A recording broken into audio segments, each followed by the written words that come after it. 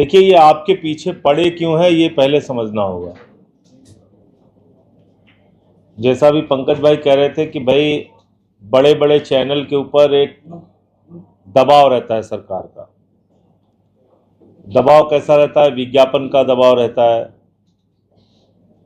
Private players जो उनको विज्ञापन देते हैं उसका भी दबाव रहता है, गवर्नमेंट के विज्ञापन का दबाव रहता है। तो सरकार कहती है ये खबर नहीं चलेगी, उस चैनल की मजबूरी है या तो वो विज्ञापन लेके अपने कर्मचारियों की तनख्वाह दे या फिर वो खबर नीचे गिरा दे। तो ज्यादातर लोगों ने ये किया कि भाई उन्होंने खबर को नीचे गिराना शुरू किया। फिर थोड़ा और बात बढ़ी आगे तो 2-4 ईडी सीबीआई के छापे डलवा दिए चैनल के मालिकों के यहाँ। उससे फिर और डरे, कुछ पत्रकारों पे मुकदमे लिखवा दिए, उससे और डरे। धीरे धीरे कुल मिला के सरकार का डर जो है वो काम करने लगा, और जितने भी बड़े चैनल थे वो आपकी जिंदगी से जुड़े हुए मुद्दों को दिखाना उन्होंने धीरे धीरे बंद कर दिया। चलिए वो भी ठीक है। फिर वो उनका नाम पड़ गया गोदी मीडिया। फिर वो दिन रात तारीफ पे तारीफ, कोई गलत से गलत कर दे सरकार की ओर से उसको नहीं दिखाना है, तारीफ में लग गए। अब जो लोग इस बात को सहन नहीं कर पाए उन्होंने या तो खुद से इस्तीफा दे दिया या चैनल ने उनको निकाल दिया, जिसका एक उदाहरण खुद पंकज जी हैं। अब उन्होंने ये माध्यम शुरू किया। अब ये बहुत सफल माध्यम निकल गया आपका। यूट्यूब पे चलने लगा, फेसबुक पे चलने लगा, रील चलने लगी। रील इतनी ज्यादा चलने लगी कि बिहार के चुनाव में प्रधानमंत्री जी कहे, बोले अच्छा कुछ नहीं कर रहे हैं, तुमको फ्री में डाटा दे रहे हैं ना, रील बना रहे हो ना, तुम लोग कमा रहे हो ना। तो बोले तो कमाने भी लगे लोग। नेशनल दस्तक वाले भी कमा रहे हैं, मॉलिटिक्स वाले भी कमा रहे हैं, इनके साथ के लड़के भी कमा रहे हैं और चिल्ला भी रहे हैं। हमसे पूछते भी हैं कि नेताजी बताइए इसका जवाब तो आपको देके जाना होगा। कहने तो हम भूल गए थे कि जाना होगा देके, ये सब तो खत्म हो गया था। गोदी वालों को तो हमने ठीक कर लिया था, ये सब कहां से आ गए? तो बोले अब इनको ठीक करना है। और मैं समझता हूं कि ये काम अगर वो करने में सफल हो गए तो उनका 100% काम हो जाएगा। अभी तो कुछ चैनल की बात हो रही ना, 4PM, मॉलिटिक्स, नेशनल दस्तक, मुकेश मोहन, राजीव निगम, ऐसे कुछ लोगों की बात हो रही है ना। आप कल्पना कीजिए कि अगर जितने भी यूट्यूब के चैनल हैं उन पर इसी तरह की निगरानी शुरू हो गई, कोई भी सही खबर आप नहीं दिखा पाएंगे। अच्छा, आपके ऊपर भी दबाव है भाई। अब आपके पास 4-5 लोगों की टीम है, कोई वीडियो की एडिटिंग करता है, कोई फील्ड में जाकर रिपोर्टिंग करता है, उसको भी तो चलाना है आपको ना। तो अब उस पर उनकी निगाह पड़ गई है कि अच्छा ये रील से पैसा कमा रहे हैं, ये यूट्यूब पे अच्छा लाखों लाख व्यूज हो रहा है इनका, शंभू का, इनको ठीक किया जाए।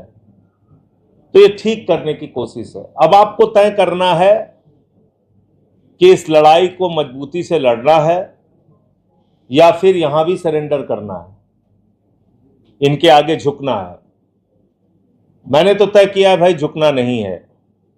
6 महीने 183 दिन जेल भेजे, लोग इंतजार कर रहे थे कि जेल से बाहर आएंगे तो कितने डरे हुए रहेंगे, कितने घबराए हुए रहेंगे, क्या क्या बोलेंगे, क्या क्या नहीं बोलेंगे। जिस दिन से मैं आया हूं उस दिन से लेके आज तक कोई भी ऐसा दिन नहीं गया जिसमें नरेंद्र मोदी की सरकार के खिलाफ जमकर ना बोला हो। खूब बोलता हूं, बोलना है।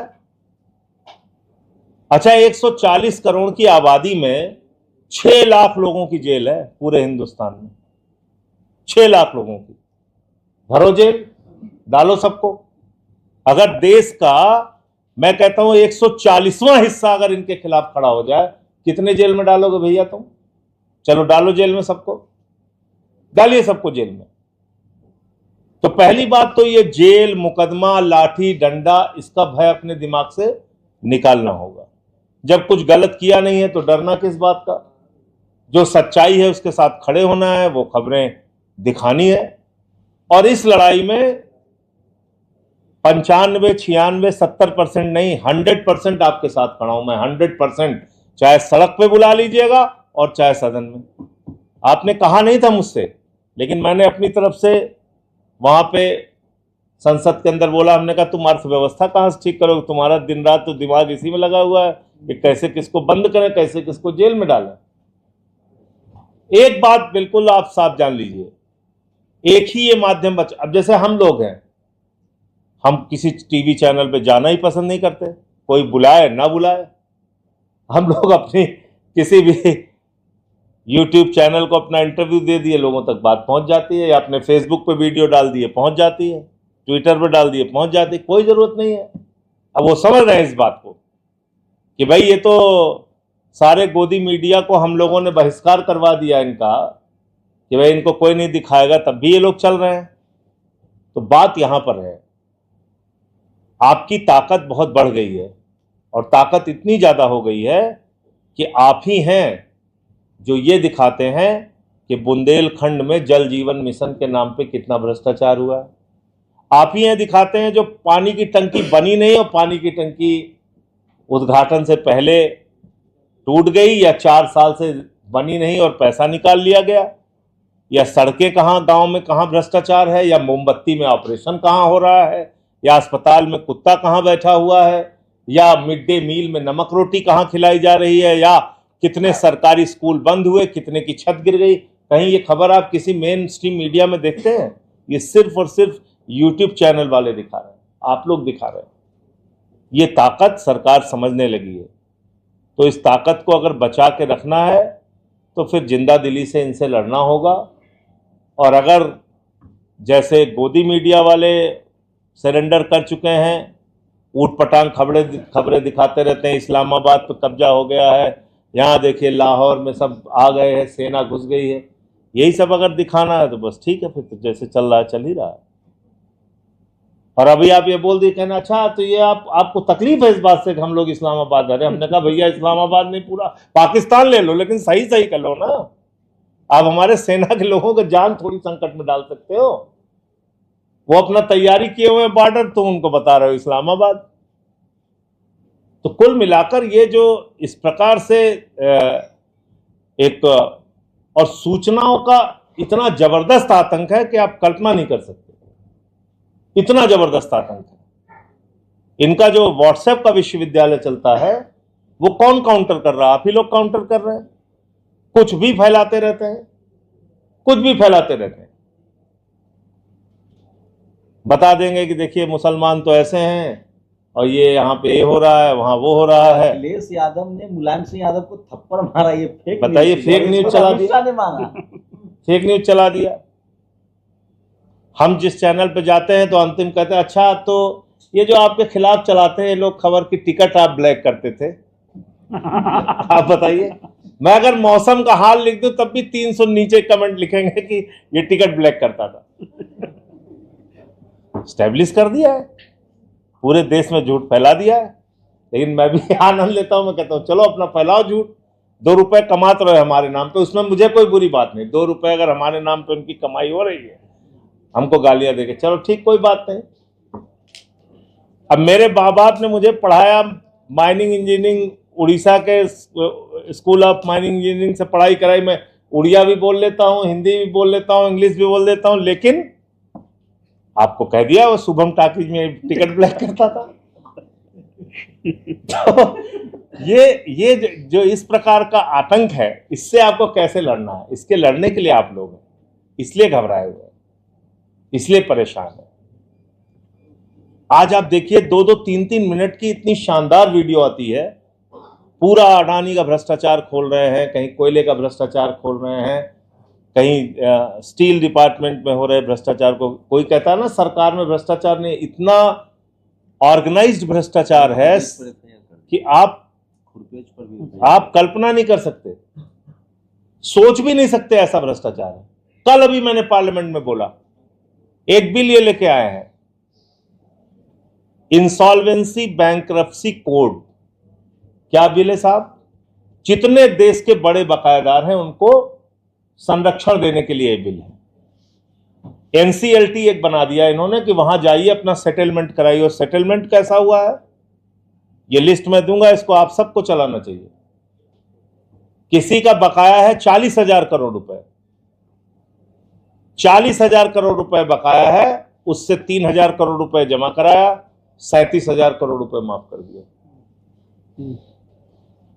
अब उसको पता ही नहीं, कुछ नहीं, यहां तो बस खाली जिस हिंदू का खून न खौला चलाए जा रहे हैं अपना, इसमें किसी हिंदू खून नहीं खोलता।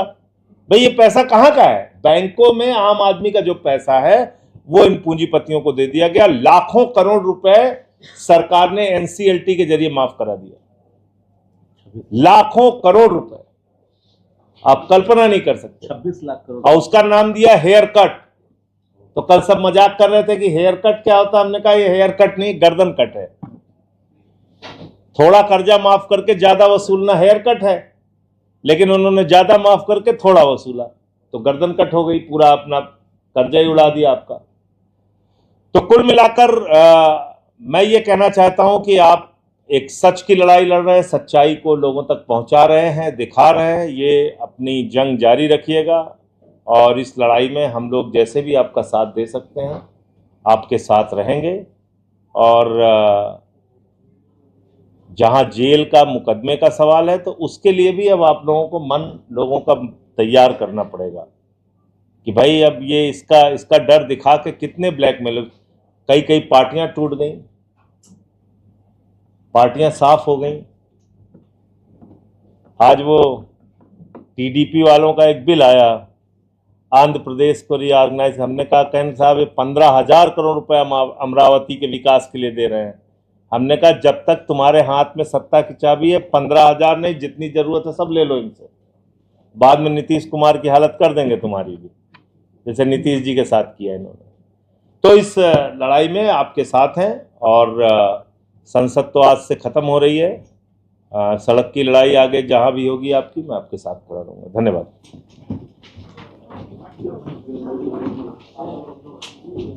बहुत बहुत धन्यवाद सर। कुल मिलाकर एक पूरा नेक्सस है जो गवर्नमेंट का भी है और कॉरपोरेट का भी है। आप कुछ कहेंगे? फेसबुक पेज आपका बैन कर दिया जाएगा, चैनल बैन कर दिया जाएगा। जो कॉरपोरेट है वो आपके ऊपर डिफेमेशन लाद देगा, जो मुकेश मोहन झेल रहे हैं। गवर्नमेंट यही काम करेंगे। आप लोगों से एक अनुरोध है, अगर किसी के कोई सवाल हो तो आप सवाल